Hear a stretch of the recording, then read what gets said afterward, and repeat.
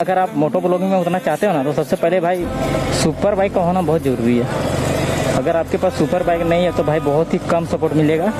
और दूसरा बात, अगर आपके पास स्पोर्ट बाइक है तो भाई आपको सपोर्ट तो मिलेगा, लेकिन हाँ आपका कंटेंट तगड़ा होना चाहिए। और भाई ये सोचो, जिसके पास स्पोर्ट बाइक नहीं है, लाइक मेरे जैसा भाई पल्सर 125 पे बनाते हैं, तो भाई बताओ हमको कौन सा सपोर्ट मिलेगा भाई, कौन सपोर्ट करेगा हमको। मेरे पास तो भाई ना ही ड्यूक है ना एनएस है, जैसे कोई स्पोर्ट बाइक भी नहीं है, नॉर्मल बाइक है भाई। ये तो हर किसी के पास रहता है। तो हमें पता है अगर हम वीडियो बना के डालेंगे भी ना तो भाई कोई रिस्पॉन्स नहीं करेगा, क्योंकि भाई बाइक से ही सब कुछ होता है। मोटो ब्लॉगिंग मतलब बाइक आपके पास एक अच्छा होना चाहिए, तभी भाई आपका मोटो ब्लॉगिंग चलेगा।